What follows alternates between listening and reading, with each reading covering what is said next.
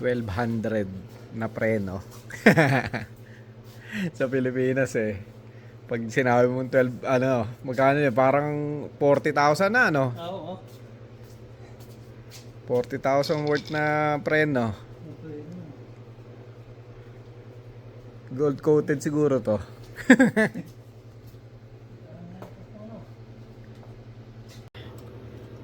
Parang papel na lang. 9 years. 9 years yan. Malayo-layo na rin ang narating. Tagal mo naman, di ba? Sipin mo. Sana tumagal din na 9 years yung ano. Pero pag mga original naman eh, no? No. Yun yung muffler niya. Pinabit namin.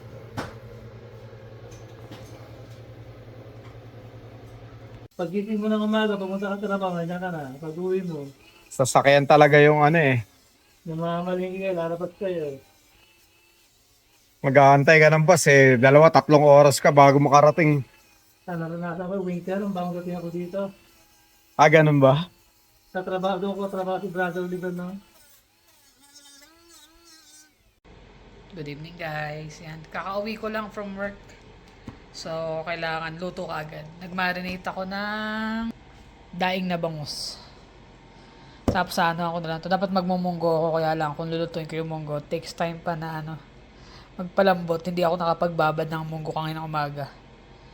So, bangus na lang tapos mag-steam ako ng okra.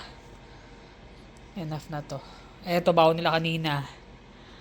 May sumobra kasi si Jermaine hindi kumain ng lunch bago pumasok. Minsan kasi straight na siya sa work dahil nga may school tapos diretso na sa trabaho. So yan, sobra. Dapat iinitin ko na lang. Sabi ko, might as well, tabi ko na lang to, bukas ko na initin. Kasi kanina baon na nila eh. Para medyo lipas muna. Lagay ko lang sa fridge para hindi masayang. Isang ulaman pa to eh. Ano to eh, puchero. Medyo natuyo nga lang yung sabaw pero okay lang. Kasi gusto ko sa puchero medyo malapot. Yun o. Ayan tayo guys. Okra. Tapos daing na bungos tsaka ano. Ito yung sasawa na eh. Bagoong suka. Bawang. Ito naman bagoong kamatis sibuyas. Sarap na kami mangga no. So wala eh. Manggang hilaw. Yun ang nakakamiss dyan eh. Tsaka inihaw na talong. Kaso ang init sa labas kaya ayaw ko mag-ihaw. Ayun o, didilig siya o. Medyo kasi, mainit ng mga nakakaraan pero good thing simula kahapon. Mainit siya ng tanghali pero yung gantong oras medyo presko na. Tsaka mahaba na dear, yung dilim. Pagpasok niya sa work, hindi na ganun ka Hindi na ganun ka liwanag ba? Kaya nga eh. Patapos pa lang ang July, wag muna.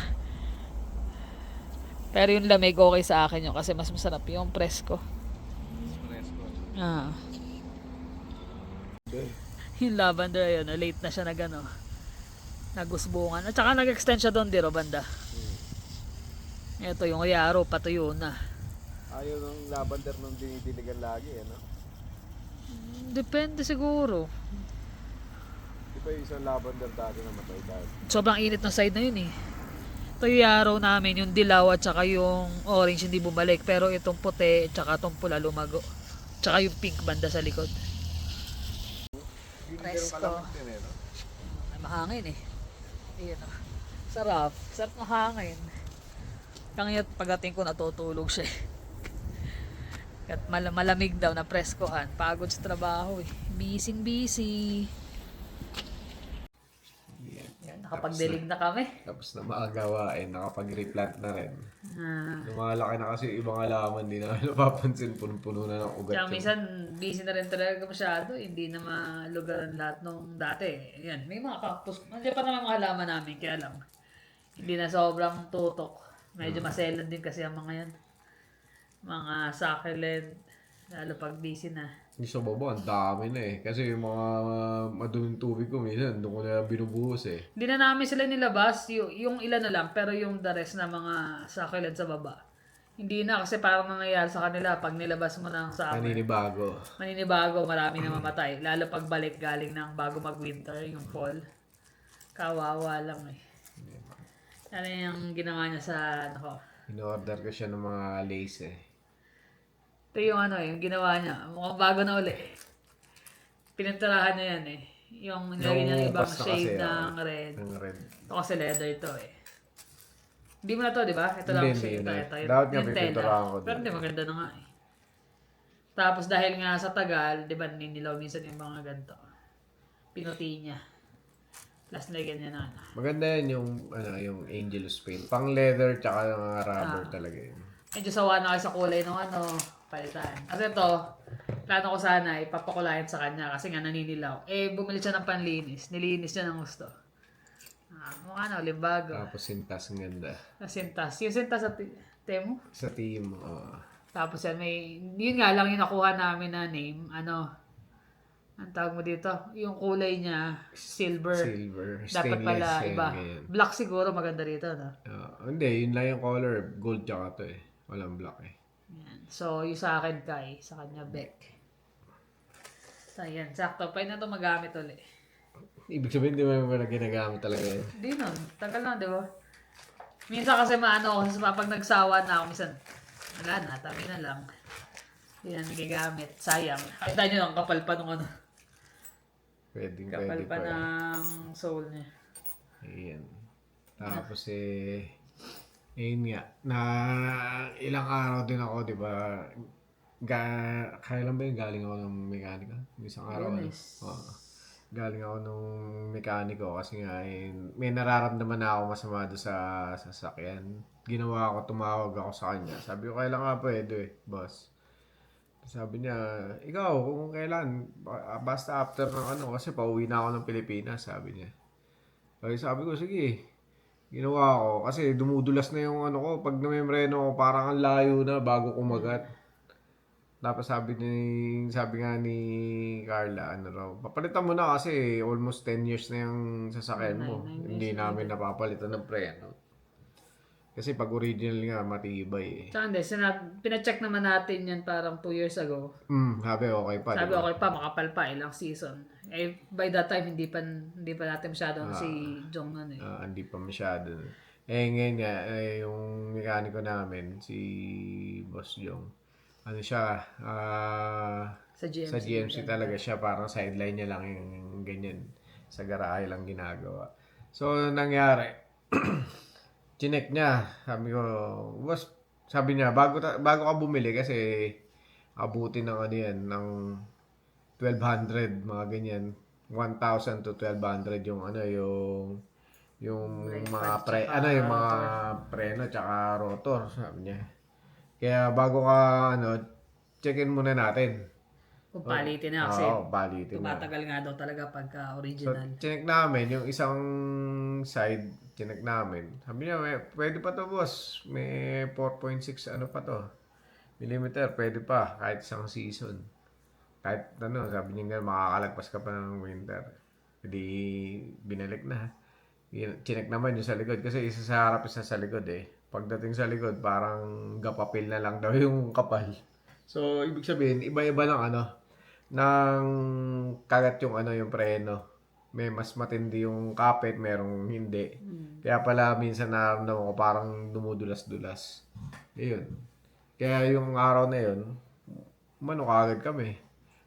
Bumili na kagad ako, buti na lang hanggang 8 o'clock yung na yun. Naabot nga siya ng 10:30 na Naabot na ako ng 10:30 ng gabi.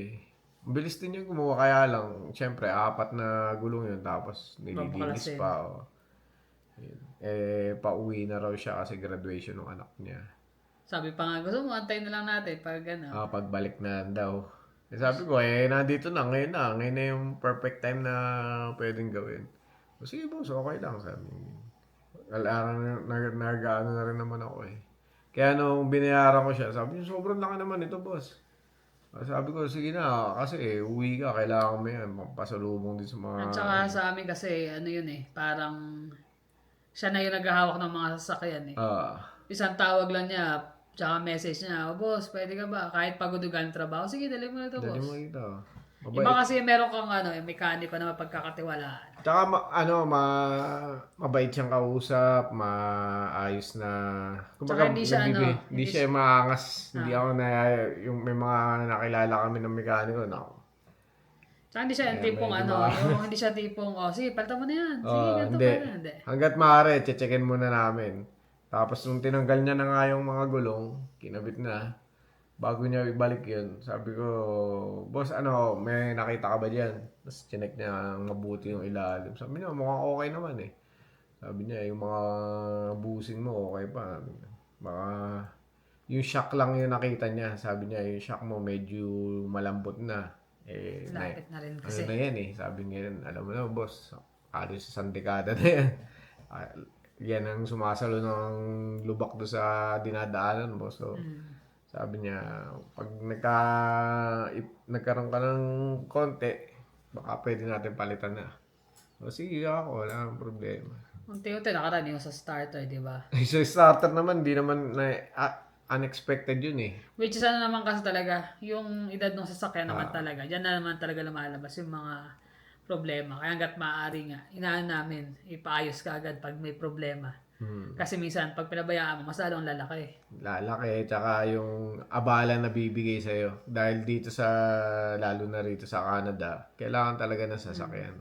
Hindi naman kagaya sa Pilipinas, may tricycle, may jeep, may Maraming bus, option. may train. Dito naman may train, may bus.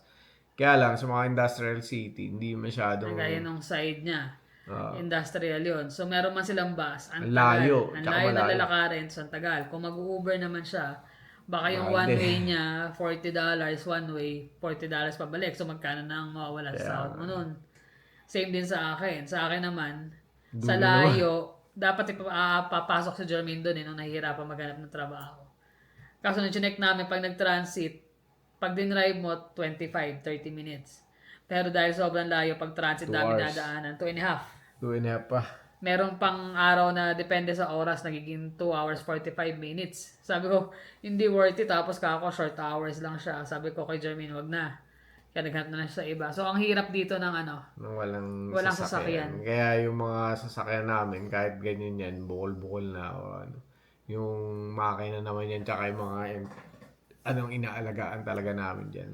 importante Yung yun mga kagaya nun, yung mga preno, mga basic na Change oil. change oil. Kailangan talaga yun, tsaka yung mga fluids niya. Sabi nga ni Jong, tatagal pa yan, boss. Basta lagi mo lang, wag mong aanin sa titipirin sa change oil.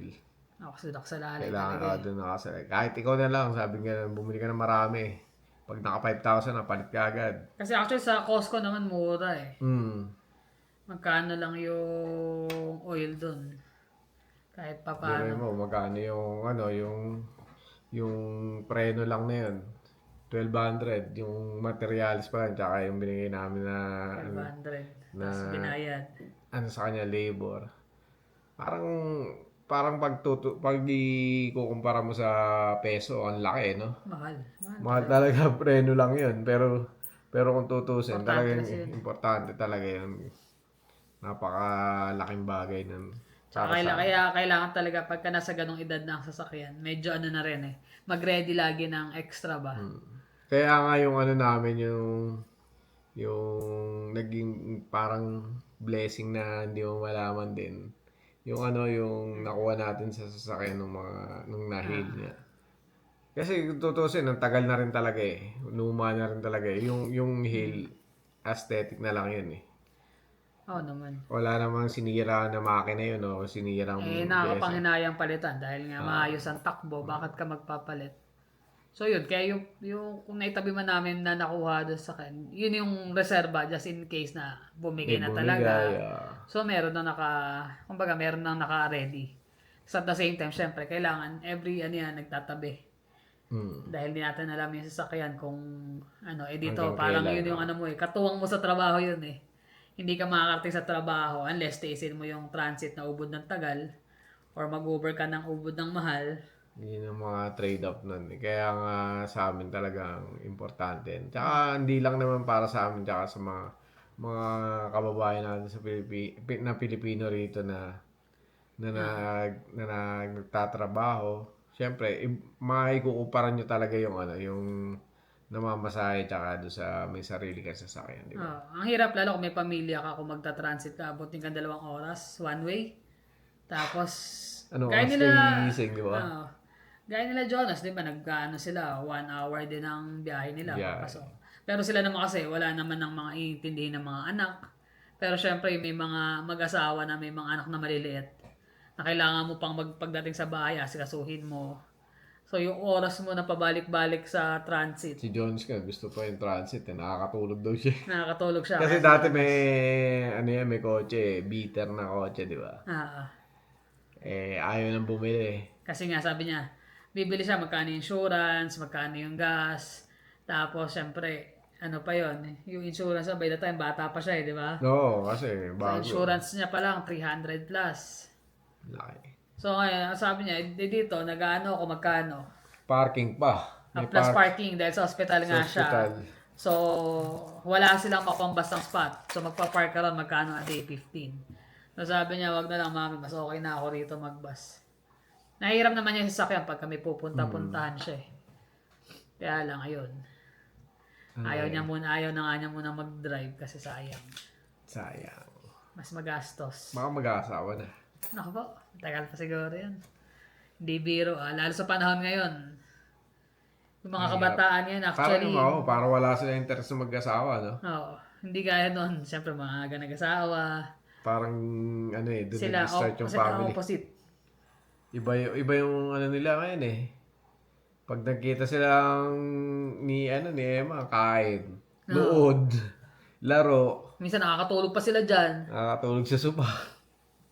Kasi mga busy din sa trabaho. Si Eman, bukod sa nag-i-school, nagtatrabaho. So, pag nagkita sila, mostly kain. Date sila sa labas, punta ng mall, nood ng sine. Ganun ang naging buhay nila eh. Pero yung sabi mo, usapang asawa, wala pa sila. Wala anak, walang ganun eh. Si Jonas lang taon na, 26.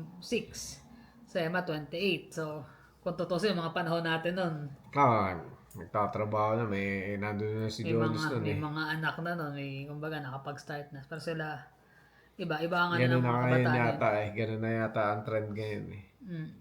Pero which is na-enjoy nila. Kaya lang, syempre, kung later on ka na mag-asawa at mag-aanak, medyo ugod-ugod ka na, nagpapaaral ka pa or nag-aalaga ka pa ng anak. Ganun na ang trend ngayon. So, yun. Kaya ang lesson for today is, pag may naramdaman kayo sa sasakyan, huwag kayong mag-aano na magtitipid para sa sasakyan. Pagawa nyo na kagad. Kailangan yun. Sa iba siguro, hindi kailangan sa malapit sa trabaho. Pero sa mga gaya namin, ang layo ng trabaho, importante sa amin yung sasakyan. Hindi na kailangan. Depende nga talaga kung saan ka abutin ng trabaho. Tsaka yung yung kagaya niyan, pupunta ka, maglo-long drive ka. Siyempre, may sasakyan ka, okay, di ba? Oo. Komportable. Ang bagay yung safety mo, di ba? Yun ang importante. Kaya ayun, kami lang naman. Naging busy kami lately nga, mga ilang araw. Dahil sa sakyan, nakawin siya gabi na. Pagod. Ay, sunod-sunod eh. Sunod-sunod ang gastos. Sunod ang gas. Last week lang ba yun? 2 weeks ago, yung sa starter, magkano ng gastos Oo, na, diba? 2 weeks ago na. Pero at least na... Naisoli ko pa nga yun eh. Yung starter na yun, kinabitan namin, hindi tugma, sinoli ko, tapos yung pagkasoli ko, sabi nung hindi raw pwede. Hindi na sila tumatanggap pag na-install na. Hindi na nila tinatanggap yung return. 400 Sabi ko, plus 475? yung binili ko na GM na original part, mas mura, 205 lang. Oo. GMC pa. Pinakita ko sa kanila resibo. Sabi nga, sige, bigyan nyo yung pera nyo. Binalik kahit pa paano. Ginawa ko, binili ko ng pipe. Ng muffler naman. So, yun. Kaya sa susunod magkano yung nagiging gastos. Pero okay Muffler, lang. starter, preno. Sumabot ka rin kulang 2,000? Oo. O higit? Mahigit kasi yung sa... Ay, hindi. Oo. Kulang-kulang 2,000. Pero ganun talaga. Parte yun. Sa tagal na rin naman na ilang kami gumasos ng ganyan. Tsaka yung parang pinamaintain natin last time. Yung mga Ang tagal na nun. 3 Parang years. 2 years, 3 years na yun. So, yun lang naman. Yun lang ang aming araw for today. Ayan. Enjoy yung... Kaya kaya magamit ang sapatos. Masusuot ko na raw. Iniisip ko, sabi ko, magagamit ko ata sa Vancouver to Alin dyan? Yung Kaso- 4? Kalabas-labas wala ako magagamit dito. Ayoko mo na gamitin eh. Ay, Ayun. So, yun naman guys. Maraming salamat sa inyong panonood. Ingat kayo lagi. See you in the next vlog. Bye.